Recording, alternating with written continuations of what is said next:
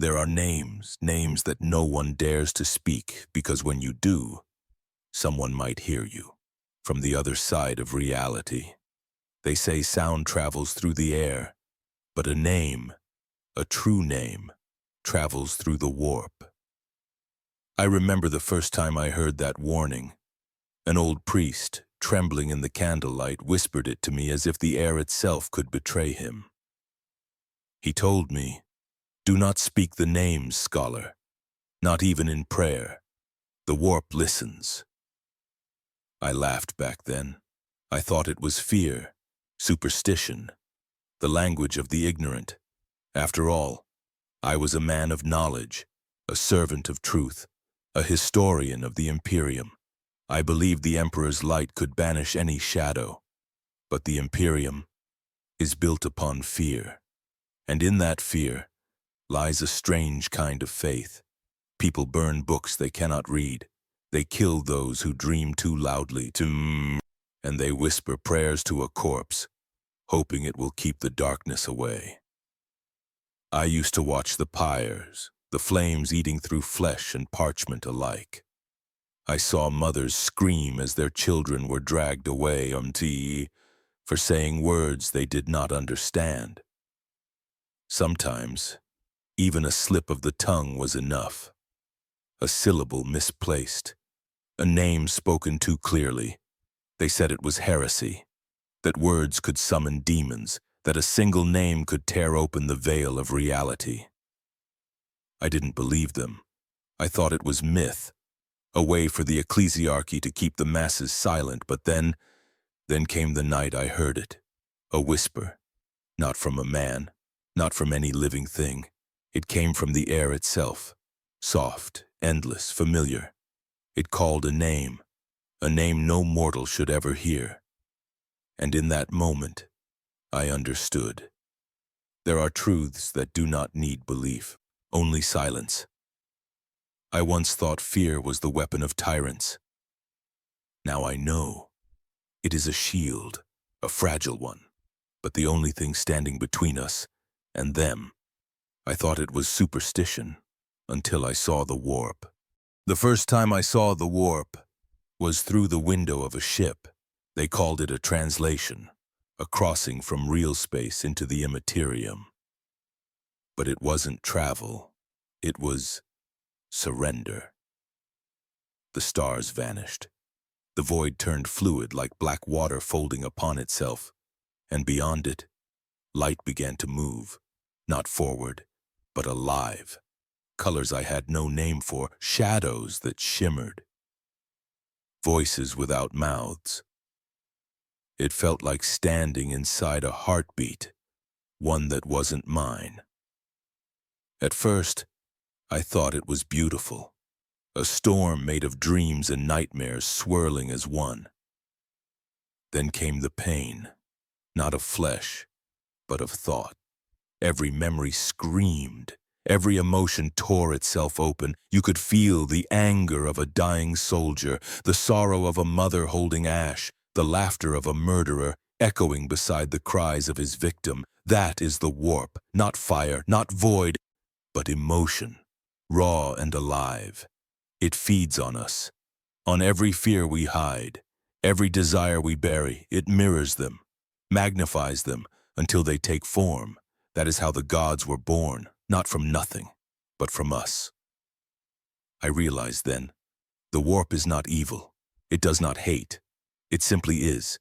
It is the reflection of every soul that ever lived, every hope, every sin, every thought whispered in the dark. And within that storm, something was watching.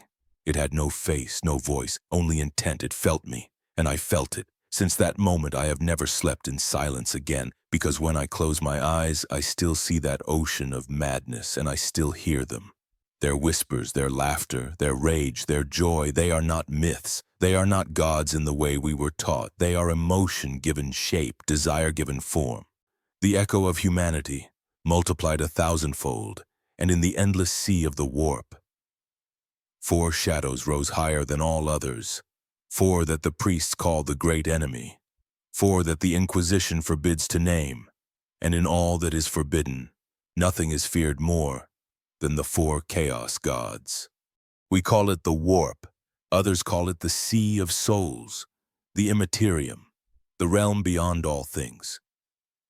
But none of those names are true, because the warp cannot be named. It can only be felt. When I looked upon it, I understood why words fail. It isn't a place, it isn't even a thing. It's a living emotion, endless, restless, feeding upon itself. Imagine every heartbeat, every thought, every scream and every prayer all echoing at once, for eternity. That is the warp. It moves like a tide, it breathes like a beast, it shifts with every flicker of emotion that burns within mortal hearts. Sometimes it's calm, like a dying ember.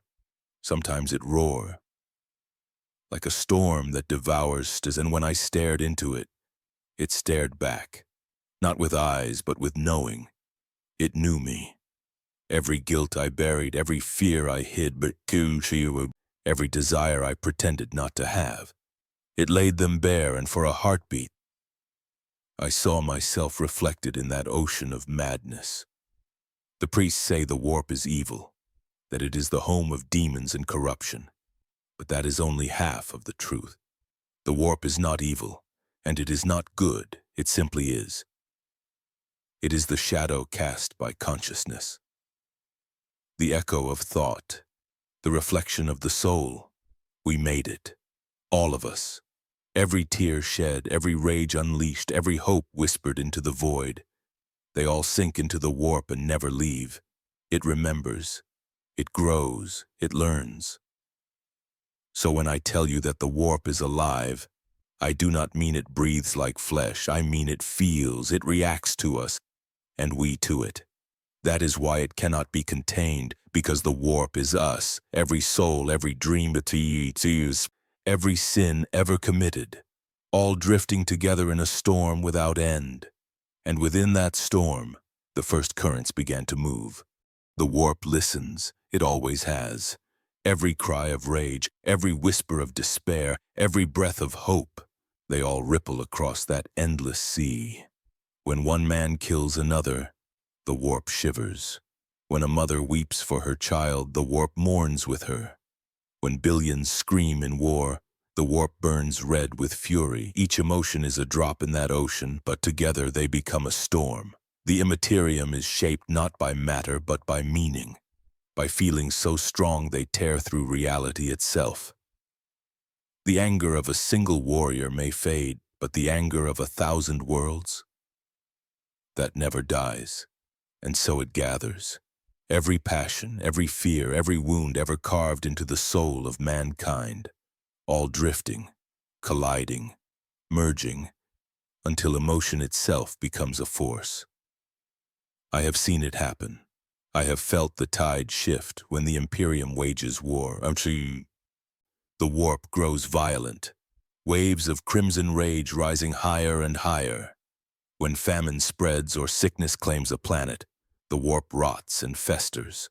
When rulers deceive and conspiracies thrive, the warp twists upon itself. 1,000 truths and 1,000 lies spiraling into chaos.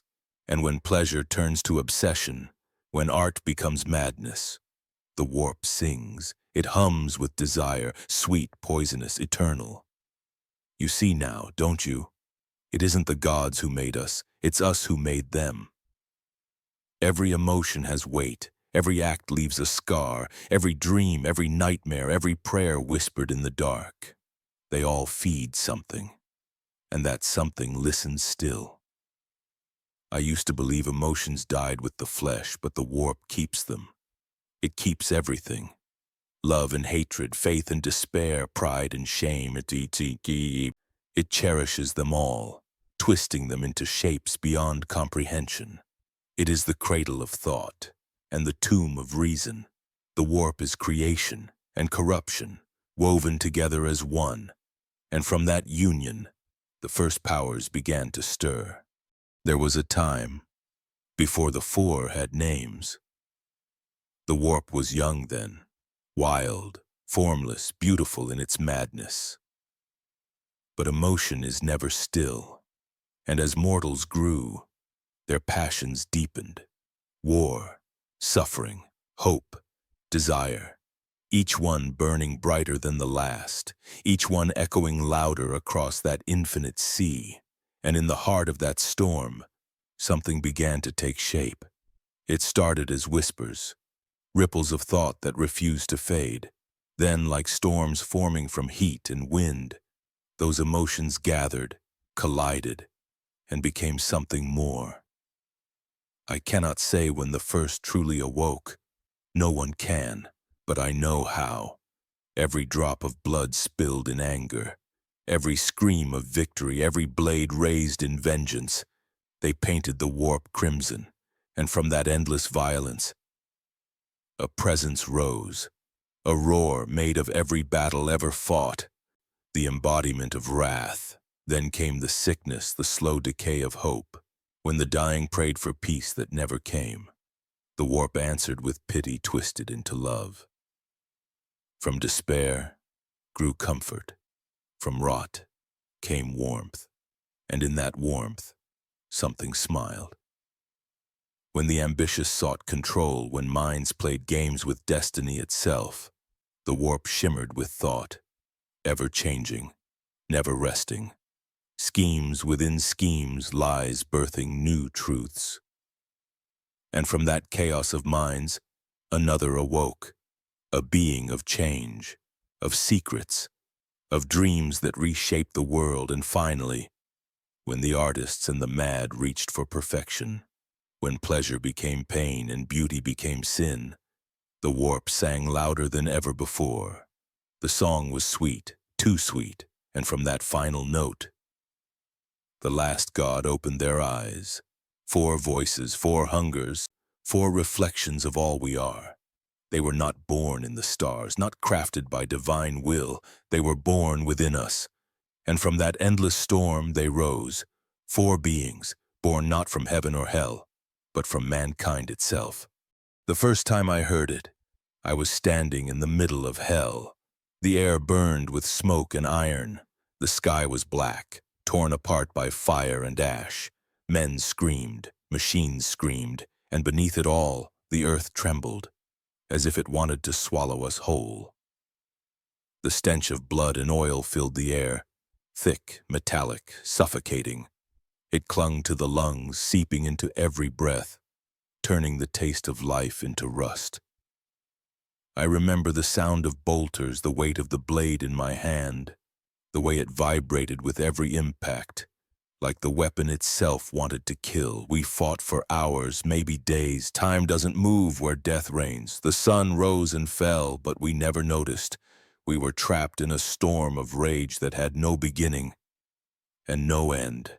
Around me, men tore each other apart. Some screamed names of gods I'd never heard, and others screamed nothing at all, just a hollow cry, the sound of madness and exhaustion becoming one. The ground was soft, not from mud, but from the bodies, and yet we kept fighting, even when our arms gave out, even when the pain stopped mattering, because in that place pain wasn't suffering. It was fuel. And then something changed.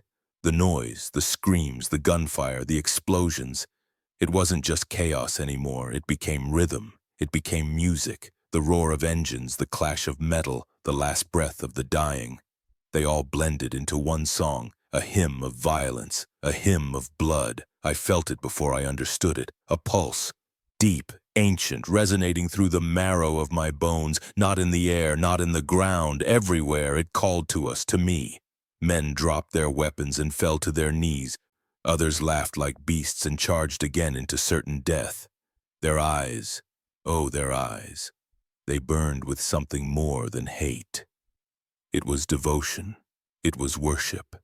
The battlefield had become a cathedral and every corpse a candle. And in the heart of that storm of slaughter I heard it. Not a voice, not a whisper, a command, raw, pure, unmistakable. It tore through the world and carved itself into my soul.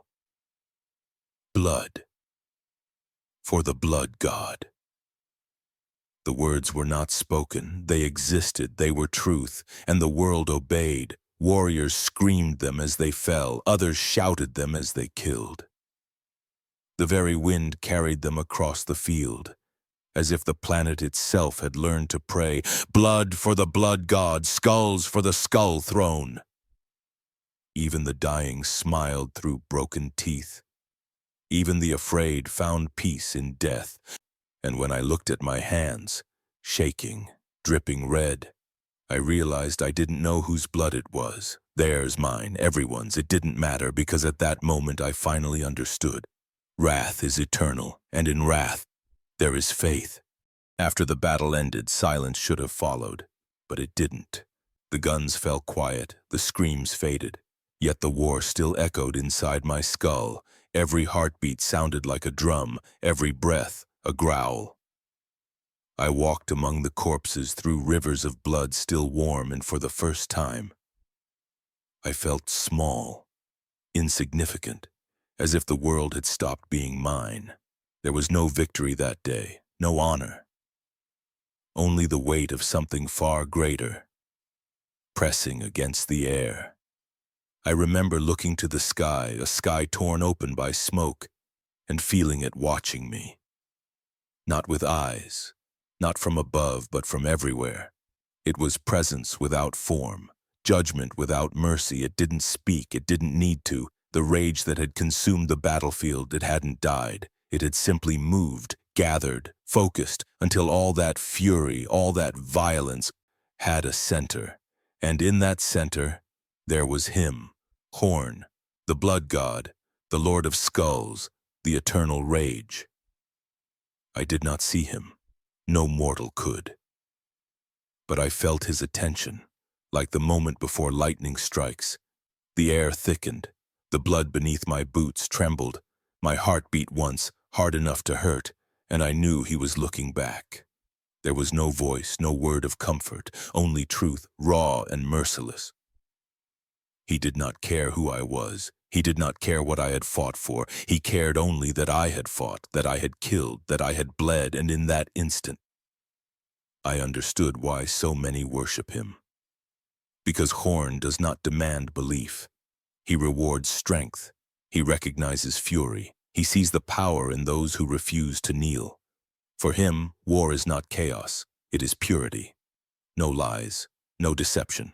Only the moment before death, when two souls collide and only one remains. In that moment there is truth. In that truth there is power. And in that power, there is him. I could feel it, the thrill, the heat, the intoxicating clarity of rage without guilt. For a heartbeat I wasn't afraid. For a heartbeat I wanted to fight forever, to let the world drown in crimson until only silence remained. And that was when I realized the truth of Khorne's gift. He does not seduce, he does not promise peace, he offers only the chance to prove your worth through blood, to fight until nothing else exists. And in that fight he watches, he judges, he remembers. People think Khorne loves killing. They're wrong. He doesn't love it. He is it. Every blade drawn, every scream, every heartbeat that races toward its final strike, all of it is his hymn. He is not desire, he is not greed, he is the purity of conflict itself. Khorne does not whisper. He roars, he burns, he demands that strength be proven in blood, and those who call his name hoping for power don't understand what they invite. He gives nothing. He takes fear and turns it to fury. He takes doubt and turns it to hate. He takes men and turns them into weapons, and in his gaze there is no mercy, no compassion, no forgiveness, only the law of the strong, only the endless rhythm of violence, blood for the blood god, skulls for the skull throne. It's not a chant, it's a truth, the most honest truth the galaxy has ever known. Because beneath every flag, every cause, every lie of justice, there is the same hunger, the same fire, the same need to conquer, to destroy, to prove that one's existence matters. Khorne doesn't create that hunger. He simply answers it. He is what remains when the mask of morality falls. When man stops pretending to be more than a beast, when war becomes the only prayer left to shout, and the more I think of him, the more I understand why so many fall to his call. It's not madness, it's honesty. For in the heart of every warrior, in the silence before the charge, there's a single thought: let me win. And if victory demands blood, so be it. Because to fight is to live. To bleed is to prove, and to kill is to honor him. Khorne doesn't need your faith. He already has your rage, and once he has it, he never lets go. The first time I saw a world dying, it wasn't from war. No fire, no bombardment, no thunder of guns, only silence. A silence so heavy it pressed against the lungs like a weight. The plague had come quietly. No one saw it arrive. No one could stop it. It simply was. Invisible, patient, kind almost. By the time I set foot on that world, it was already too late. The air was thick, sweet, foul, and strangely warm. It clung to the skin like a breath that never left. I walked through streets that once held laughter, now filled only with the hum of flies. The buildings leaned as if tired of standing, and everywhere I looked, there were bodies, men, women, children, all lying still, all smiling. Not the smile of joy, but the smile of surrender. A soft, broken smile, like one given to a long-awaited friend. Their flesh was falling apart. Their eyes were gone. Their blood had turned black and syrup-like. And yet, their faces were calm. They didn't beg. They didn't cry. They just waited. For a moment I thought I'd gone mad. How could they accept this? How could they look into the face of death and welcome it? I wanted to scream, to curse the Emperor for abandoning them. But my voice failed. It was drowned by something else, a sound, a whisper. Not from a person, but from the air itself. It wasn't cold like death should be. It was warm, gentle, almost loving. I followed the sound through the streets. My boots sank into mud made from ash and rot, and I passed a child, no older than 10, sitting beside a corpse. His skin was gray, his hands shook as he tried to hold the hand of the body next to him. He looked up at me and smiled. "It doesn't hurt anymore," he said. Then he leaned against the corpse and stopped breathing. I stood there for what felt like hours. The flies circled. The wind carried the scent of decay, and the city seemed to sigh. It wasn't death that filled that place, it was acceptance.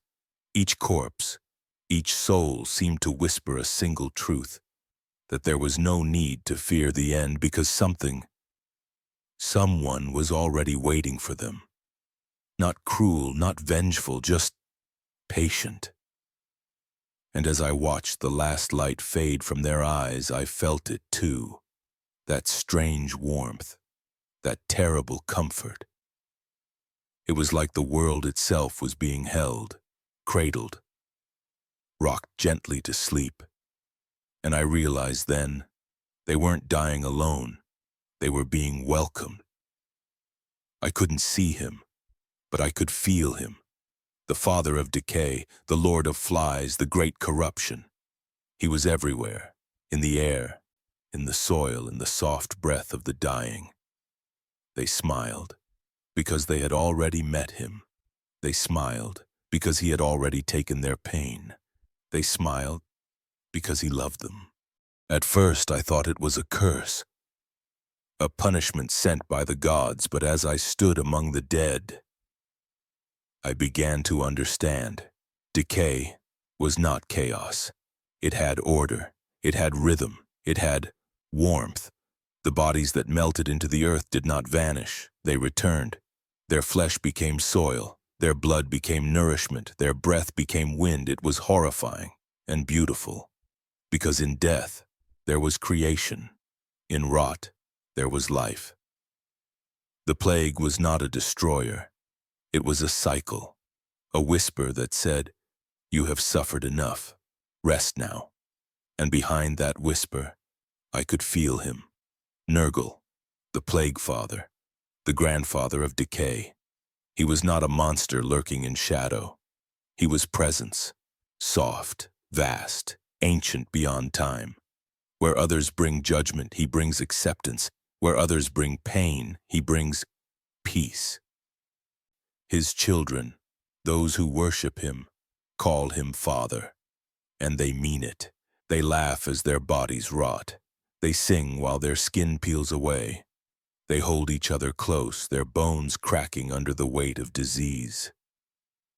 And they are happy. I thought they were insane, but the longer I stayed, the more I felt the warmth too. The air pulsed like a heartbeat. Every breath I took tasted of rust and mold, and yet it filled me with something gentle. It wasn't the peace of health, it was the peace of surrender, the kind that comes when you finally stop fighting and allow yourself to fall. I began to see it everywhere. The way mold grew upon dead wood, the way flowers sprouted from grave soil, the way death fed life, endlessly, patiently, and I realized this was his gift. He doesn't kill out of cruelty and he spreads sickness because he must, because from decay comes renewal. The pain, the suffering, the slow collapse of flesh are not punishments. They are reminders that everything ends, and in that ending, there is peace. When I looked at those who called his name, I didn't see fear. I saw love, unshakable, blind, pure. They spoke to him like a child speaks to a parent, thankful, joyful, devoted, and when their lungs failed and their voices fell silent, he was there, always there, to hold them, to cradle them, to whisper, "You are mine now. Rest." That's when I understood what I had witnessed on that world. It wasn't death. It wasn't horror. It was his embrace, the embrace of the only God who truly loves his followers, not despite their rot, but because of it. It happened one night. The air was thick with mist and the hum of wings. The ground beneath me pulsed, soft, alive, breathing. I had fallen ill days ago. My vision blurred. My veins burned like fire beneath the skin. My lips cracked and every cough tasted of iron. I knew I was dying, and strangely, I didn't care. The pain no longer mattered. The world around me shimmered with a strange beauty, a glow that rose from rot and ruin alike.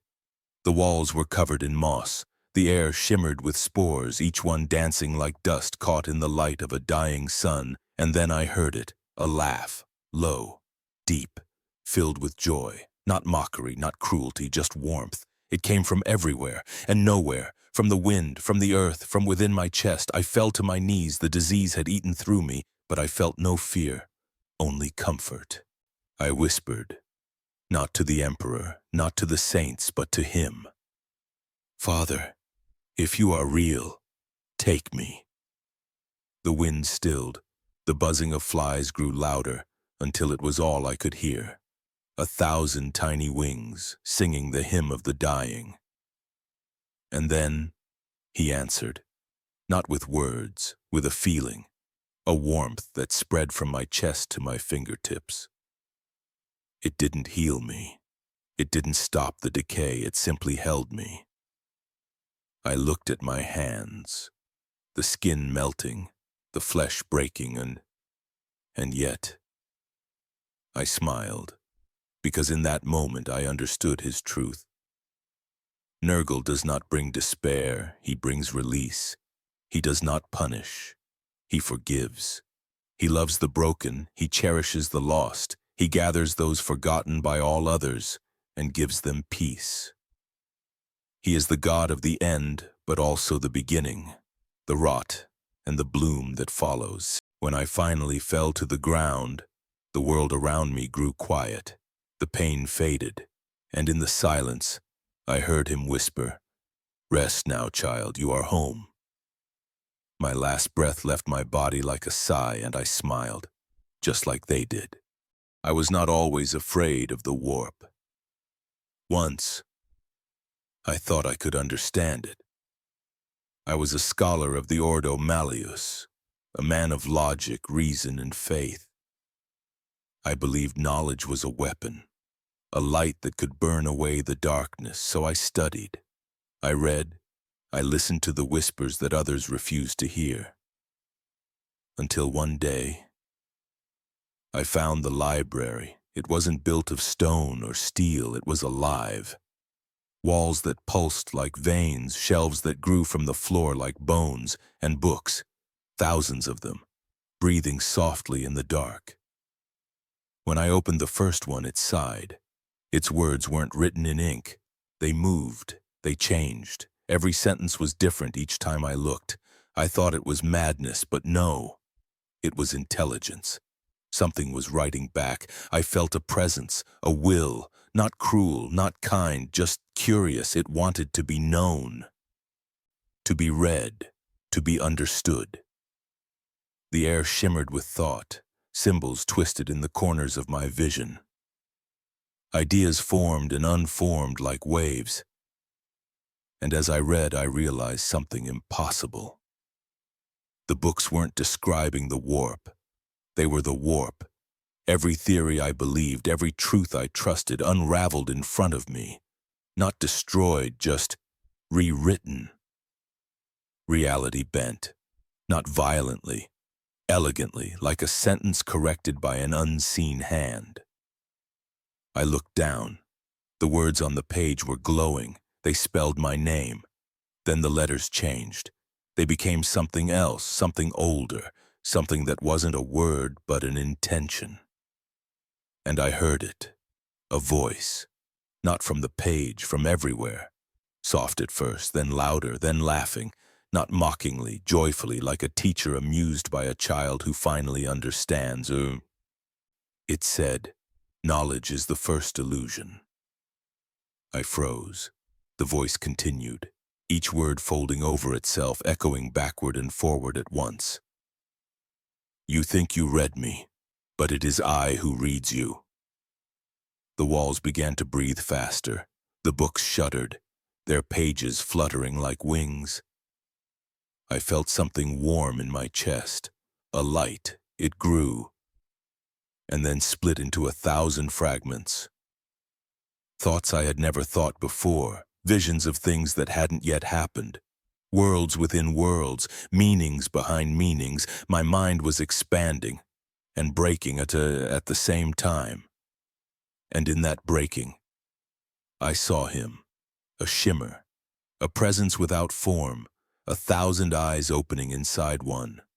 The Lord of Change, the architect of fate, the one who smiles when we question and feeds when we believe. I fell to the floor. My thoughts weren't my own anymore. They twisted, rewrote themselves, spoke in voices that weren't mine. And I realized I hadn't discovered his library. He had invited me in. The more I studied, the less I understood. Truth became liquid. It flowed between my fingers, changing color every time I touched it. I tried to take notes, but the ink rewrote itself. Sentences rearranged into riddles. My handwriting became someone else's. At first I laughed. Madness always begins with laughter. I thought it was Tzeentch testing me, pushing my reason to its limit. But soon I saw the real trick. There was no test, only movement, only change. He didn't care if I understood. He only cared that I kept trying. Because every question was a prayer. Every theory I formed, a small act of worship, and every answer I reached was already false. I spoke aloud one night. If everything changes, then what remains? The air whispered back, only the change itself. And I swear the shadows laughed. I began to hear voices in the margins of my thoughts. They argued, they debated philosophy, faith, science, and all of them were me. One said I was blessed, another said I was damned, a third said there was no difference. I stopped sleeping. Dreams leaked into waking hours. I saw futures collapsing into pasts that never existed. I saw versions of myself walking in circles, each convinced he was the first to find the truth. Some prayed to Tzeentch, others tried to defy him. All were trapped. Because the web was not made of lies, it was made of possibilities. Every belief was true. For a moment, then it shifted, then it undid itself. That is his laughter, the laughter of a god who watches you drown in meaning. He doesn't need to deceive, he lets you do it yourself. The more you know, the more you twist your own soul into a knot. The more you plan, the more your plans serve his design. The more you resist, the tighter his web closes around you. I began to write less, not because I stopped thinking, but because my thoughts were thinking me. Each idea became alive. It spoke. It grew. It accused me of being the illusion. And I believed it. For a moment, I believed I was the idea and the words were the real thing. I no longer knew if I was inside the library or if the library was inside me. Time no longer moved forward. It curved, it folded, every moment replayed with a different meaning. And then, he appeared again, not in flesh, not in voice, but as realization. I wasn't his student, I was his story. He wasn't teaching me about the warp, he was using me to teach himself. And for the first time, I stopped asking questions. Because I understood. Understanding is the final illusion. In the end, I stopped searching. Not because I found the truth, but because I finally understood what truth really was. Truth is not a point, it's a motion. It lives only when it moves. The moment you name it, it dies. That is Tzeentch, the eternal current beneath every act of thought, the whisper behind every discovery, every rebellion, every prayer for something better. He is not the god of lies, he is the god of becoming. Every time a man dares to question, every time he dreams of change or plans a new future, he feeds him. Revolutions, inventions, heresies, all are his sacraments. Even hope is his work, because hope is a form of hunger, and hunger is movement. I saw it then, clearer than ever before. Every empire that rises will fall. Every prophet who preaches purity will be consumed by doubt. Every truth that seems eternal will rot under the weight of its own certainty. And in that decay, he smiles. The Lord of Change needs no altar, no temple, no priest. Every mind that dares to think is already kneeling before him. That is his cruelty and his beauty. We are born believing we can master knowledge. We spend our lives chasing understanding. We build our civilizations on logic and progress. But knowledge is never still. It never rests. It grows and twists and sheds its skin. And so do we. That is why his sigil is a spiral, not a straight line, not a circle, a shape that moves forever inward, forever outward, never ending, never arriving. When I finally spoke his name aloud, the room did not shake. The sky did not burn. Instead, the world held its breath, and I realized I had been speaking it my entire life. In every question I asked, in every theory I built, in every doubt I dared to feel. Tzeentch does not need worshippers. He needs thinkers. He lives in the spark between belief and disbelief, in the hesitation before the answer, in the choice to ask why. That is his dominion, and his curse upon us all, because to think is to change, to learn is to risk unmaking yourself. And I am no longer certain who I was before I began to understand. Was I ever Malchior? Was I ever a man? Or am I just another thought, a fragment of his endless dreaming? I do not know. And perhaps that is the closest thing to truth I will ever have. There was a time, long before mankind looked at the stars, when another race believed they had already reached perfection.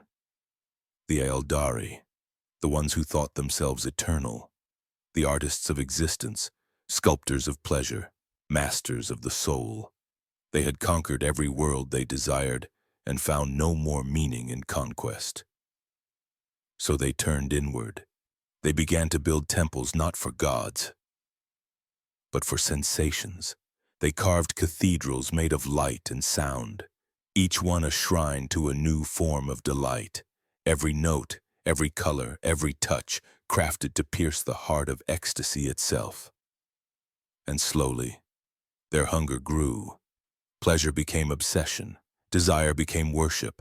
Their songs turned into screams not of pain, but of rapture. Their feasts became madness. Their art devoured their own sanity, and the warp watched. It listened to every sigh, every gasp, every trembling moan of their boundless hunger. The emotions of billions poured into it. Lust, joy, vanity, indulgence. Until the warp itself began to tremble. And then, it happened. The sky above the Eldari Empire tore open, a scream so vast that even the stars dimmed, burst through the veil of reality. Worlds burned to ash, souls shattered, and from that scream, something was born. A being of impossible beauty and unbearable horror, the one who embodies every desire ever felt, every pleasure ever imagined, every perfection ever sought. Slaanesh, the prince of excess, the dark mirror of the soul's craving for more. They say that at the moment of her birth, entire gods died. The old gods of the Eldari, swallowed whole, their names forgotten, only two escaped, running into the void, while the rest vanished, devoured by their own child, and the Eldari themselves were consumed. Their empire fell silent, their cities hollow, their souls drifting like ash through the immaterium.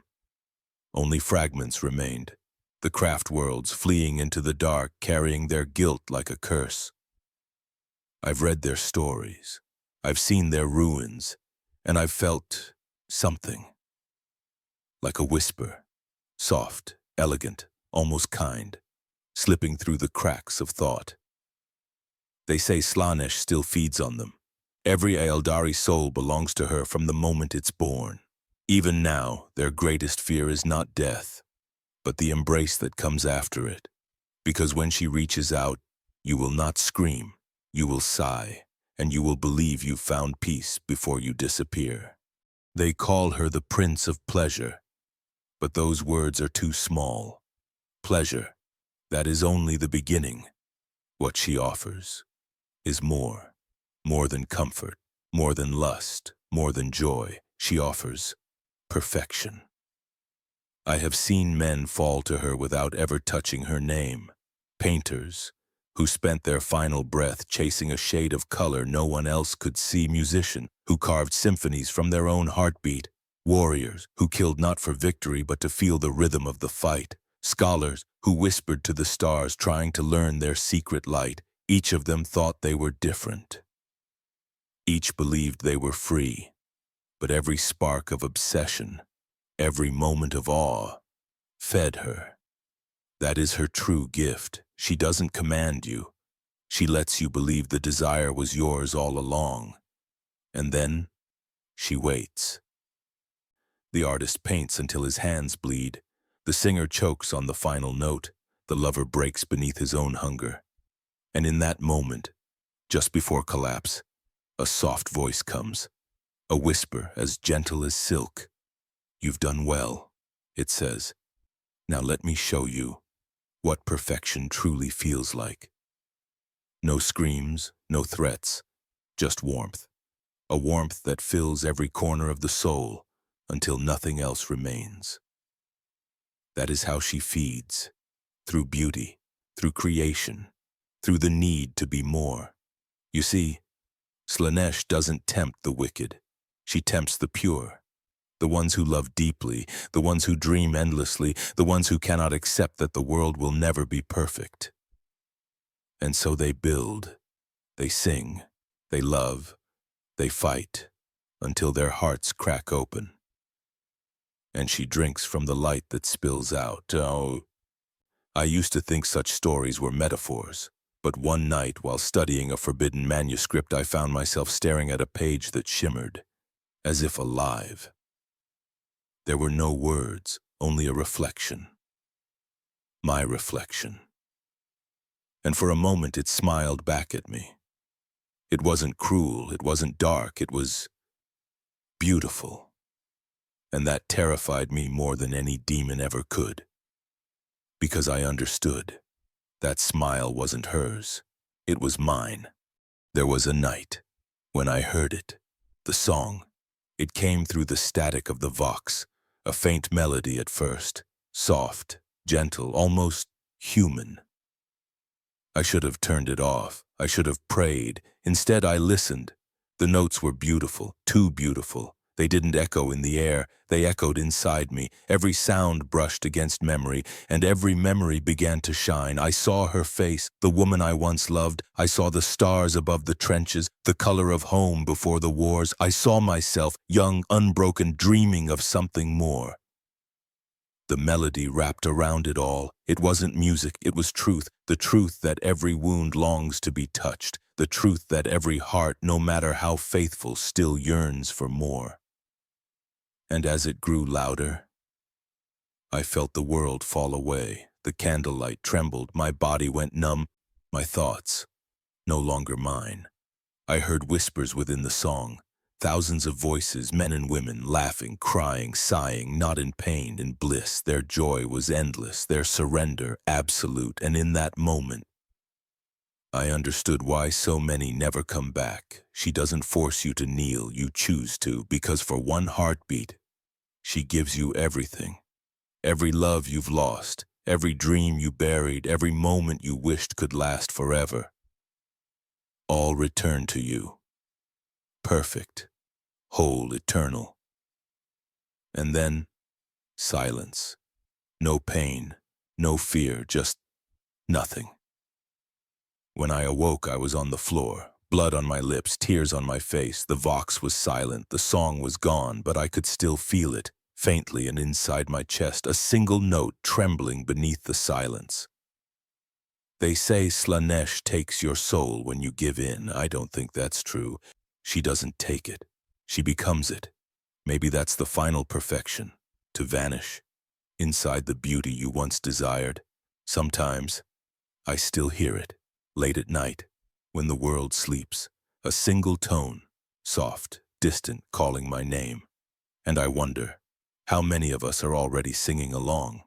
I once believed chaos was a force that came from beyond, a poison, poured into our world from the void. But the more I saw, the more I listened, the more I began to understand. The warp is not another world. It is ours. It is the ocean beneath the surface of every living mind. Every thought, every feeling, every whisper of the heart, they all fall into it. When we raged, it burns red. When we despaired, it rots green. When we plot, it twists blue. When we desired, it glows violet. I used to think those colors belonged to gods. Now I know. They are the echoes of us. The chaos gods did not appear out of nothing. They were born from the storm of our emotions, each one. Shaped by what we are most unwilling to face. Khorne, the blood god, born from our need to fight, to dominate, to survive. Nurgle, the lord of decay, born from our fear of death and our longing for peace. Tzeentch, the master of change, born from our endless hunger for meaning, for control, for knowledge. And Slaanesh, the dark prince, born from our desire to feel, to be perfect, to be loved. Every prayer, every scream, every heartbeat in this galaxy feeds them, not because we worship them, but because we are them. The warp does not create evil, it reflects it. It reflects everything, our faith, our cruelty, our beauty, our hate, our hope. That is the true horror of chaos. It is not a monster lurking in the dark. It is the darkness that breathes inside us all. I remember the first time I saw it. The currents of raw emotion twisting like rivers of fire. I saw joy and agony intertwined, lovers and killers sharing the same light. And in that light, I saw faces, billions of them, human, alien, forgotten, all staring back. I realized then the warp is a mirror, and when you look long enough into it, it begins to look back. I tried to turn away, but the truth clung to me. The truth that chaos was not born to destroy us, it was born because of us. We made them. We keep them alive. And somewhere, deep within that infinite storm, they smile, because they know we will never stop feeding them. There is a reason their names are forbidden. The Imperium says it is heresy to speak them, that to name the gods of chaos is to summon them. But the truth is far deeper. To speak a name is to remember. To remember is to give life. Every time a soul whispers Khorne, the echo of blood and fury grows louder. Every time Nurgle is spoken, another heart accepts decay as comfort. When Tzeentch is uttered, hope and deceit intertwine again.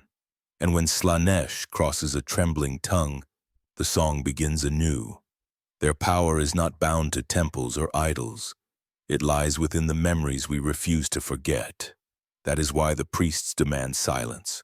They fear the sound of truth, because the truth is this: we can burn their altars, ban their symbols, erase their names from every record, but as long as men still feel, they still exist. The forbidden names are not words of worship, they are mirrors. Each syllable reflects the part of ourselves we wish to hide. We call them gods of war, decay, change, and excess, but those are only the masks. Underneath, they are something else entirely. Khorne is not only war, he is the fire that makes us fight for what we love. Nurgle is not only rot, he is the whisper that tells us to endure. Tzeentch is not only deceit, he is the spark of every dream, every rebellion, every question. And Slaanesh is not only corruption, she is the ache within beauty, the longing that makes art possible. They are not demons born from hate. They are the shadows of being human, and that is why they will never die.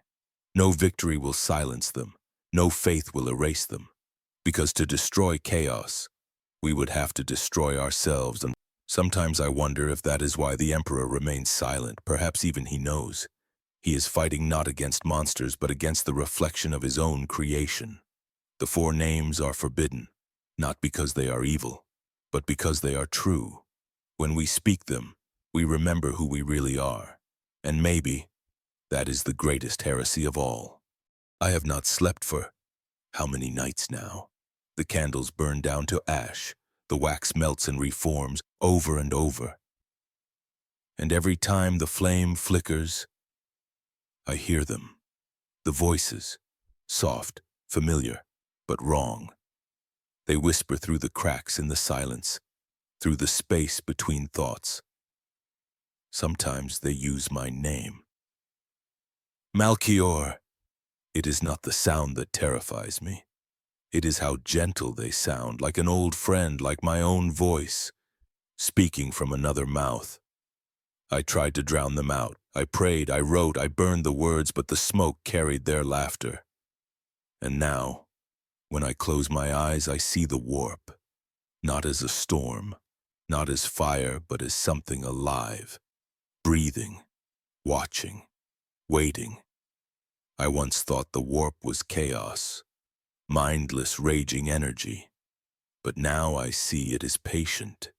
It listens. It learns. Every secret we uncover, it feeds. Every forbidden word spoken, it grows, and every time I remember, it remembers me. I tried to stop, I tried to forget, but forgetting is impossible once you've seen it. The warp does not let go. It clings to your memories like rot clings to flesh. The Inquisition once said, to know the truth is to die by it. They were wrong. You don't die, you simply stop belonging to this world. The truth consumes you piece by piece. You think you're studying it, but all along, it is studying you. I can feel it now, inside the silence. A pulse, slow, steady, like a heartbeat not of flesh. It's calling me back. Back to the place where thought and terror meet, where reason drowns, and only the echo remains. I know what it wants.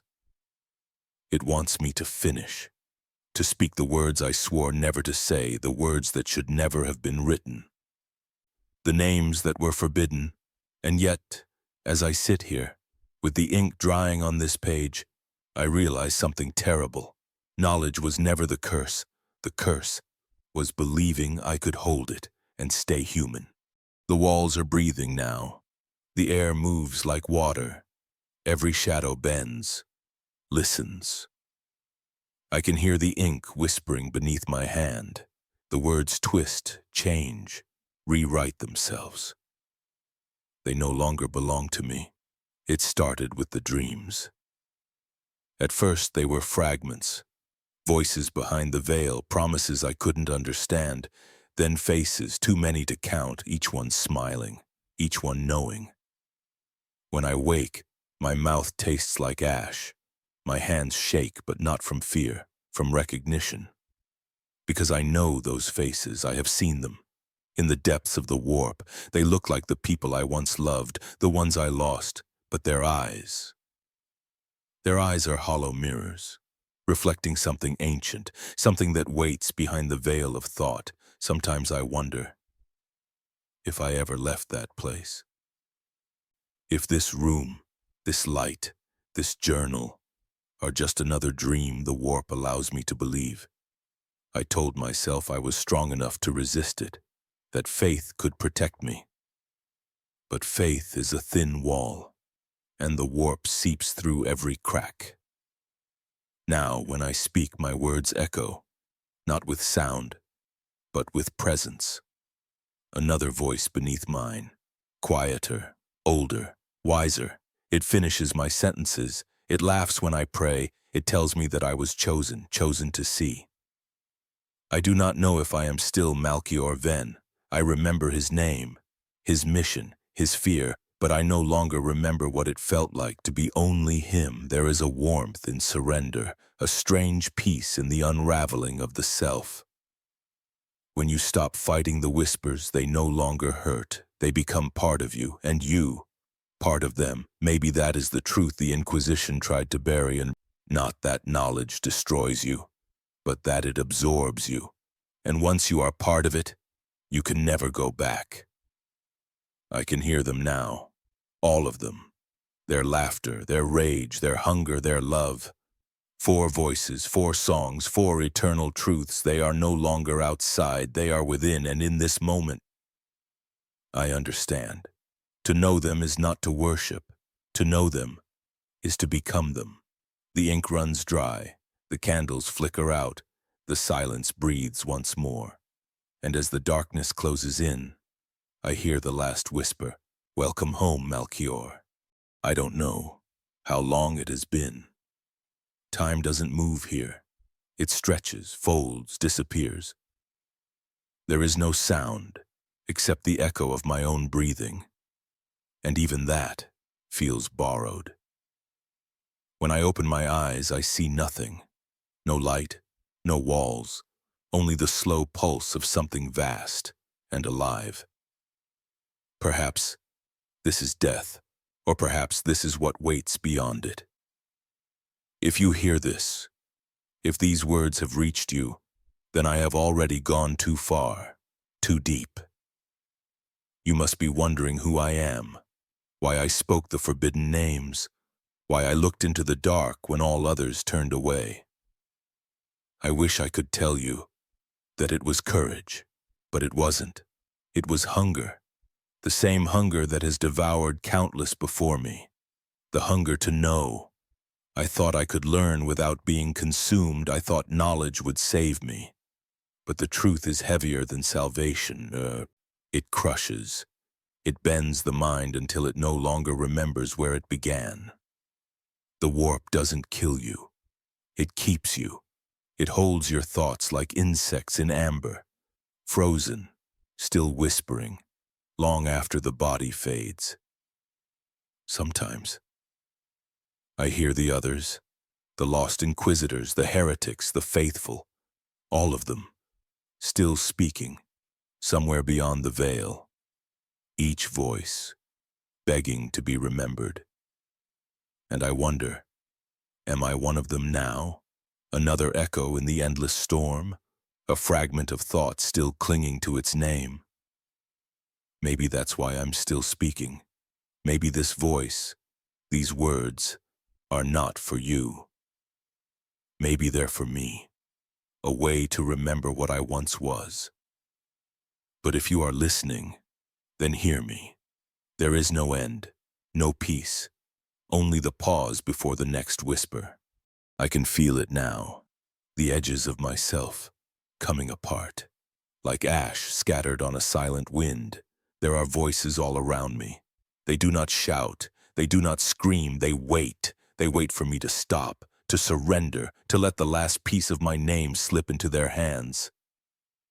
I want to tell you to run, to burn this page, to forget my voice. But I know you won't. I didn't either. I thought I could listen without falling. I thought I could stare into the warp and still look away.